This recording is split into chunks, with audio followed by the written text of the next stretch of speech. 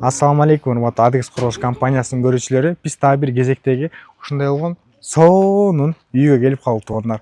Кардарыбыз менен азыр бир аз баарлашып калдык. Өтө ыраазы экенмин биздин компанияга кайрылганына, ушундай үй болгону. Бул 230 метр квадрат болгон 5 миллион 500 миң сомго салынган. Бул жанагы 10 чип панель бекер болот деген акцияга илешип калып 5 миллион 500 миң сомго ушул 90% деңгээлине 230 метр квадрат болгон үй салынды туугандар.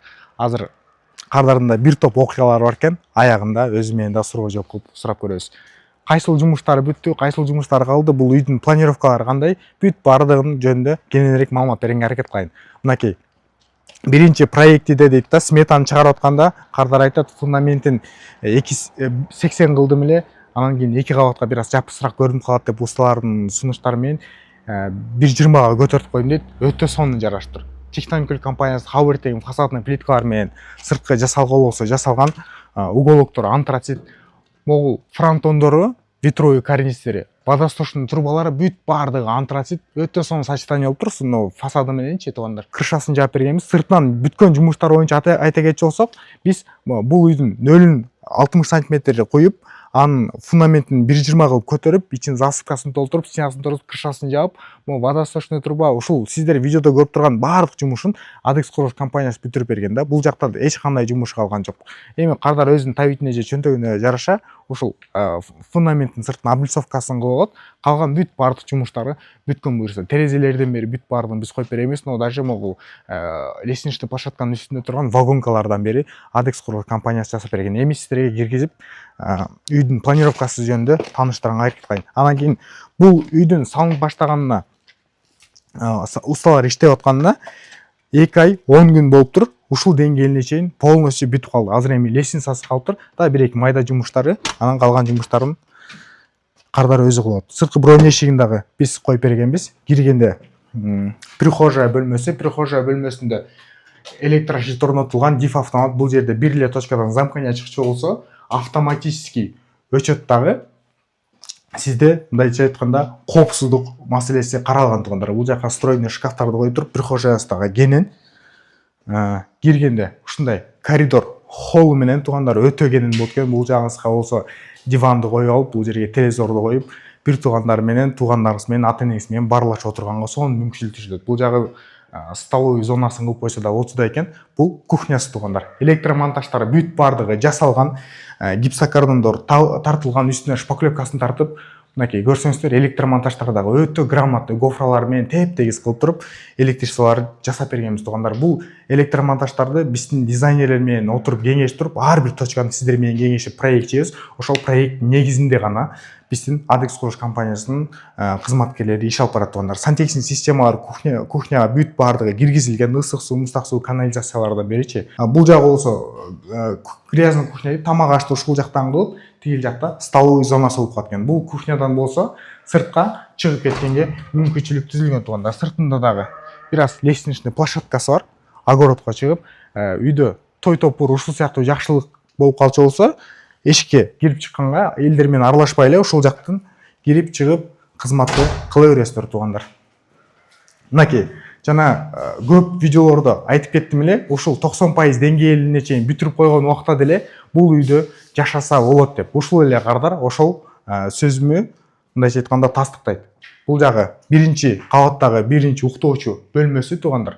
Азыркы учурда кардар ушул 90% деңгээлине биз өткөзүп берген бойдон эле шартын түзүп жашап атат. Бул жагы болсо биринчи кабаттагы санузул бөлмөсү. Санузул бөлмөлөрү кенен экен, электромонтаждары жасалган, электромонтаждары дагы кандай жасалган? Медно-монолитный кабелдер тартылган, артына болсо металлический пластина коюлган, дагы влагостойкий гипсокартондор менен эки четин жаап калган. Ошондо бул жактан эч кандай бир ток чыкса деле жыгачка касание болбойт, попадать этпейт да.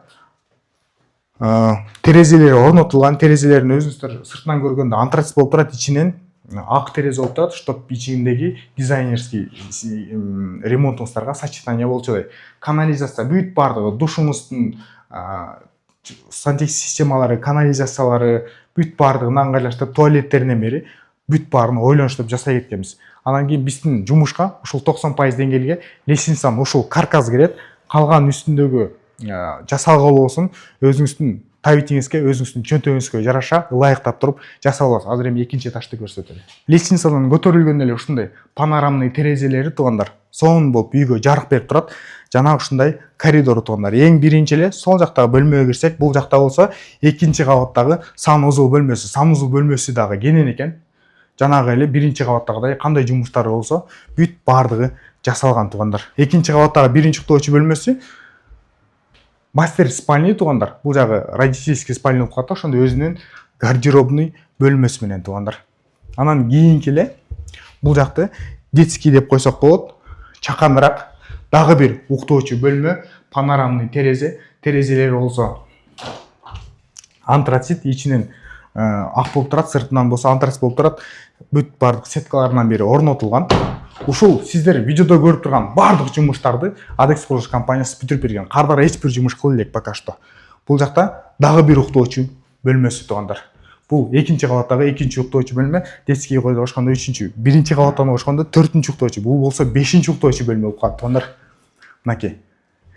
Биз бул жерде кылып берген жумуштар, мынакей үйдүн ичине кылып берген жумуштарыбыз болсо, биз стенасын тургузуп, крышасын могу үстүн дагы көрдүңүздөр, сип панель менен жабылган. Бул дагы баага түздөн түз таасир этет. Жок, бул үй кымбатыраак айланып калыптыр деп ойлосоңуздар, бул үйдүн потолоктору бийик, ишо потологу дагы сип панель менен жабылган. Ушуну эле пенобетон менен куйсаңыз арзан болот. Потолокторун жапыс кылсаңыз арзан болот. Арзан материалды тандасаңыз арзан болот. Арзан жагын истесеңиз арзан болот. Кымбат материал тандасаңыз кымбат болот. Бул сип панельден турган үй мен тулку боюм сыяктуу эле канчалык сапаттуу, канчалык кымбат кийим кийинсем, ошондой эле бул үйдүн деле канчалык кымбат материалдар менен жабдууласаңыз үйүңүздүн баасы кымбат чыгат, канчалык арзаныраак материал менен жабдууласаңыз үйүңүздүн баасы арзан чыгат. Ичинен болсо гипсокартон чаптап, үстүнөн бир слой шпаклевкасын тартып бергенбиз. Могу видеодо көрүп турган бир эле слой шпаклевка тартылган, стеналары түп-түз уголокторунан бери бүт барын откосный уголоктордон бери орнотулган туугандар.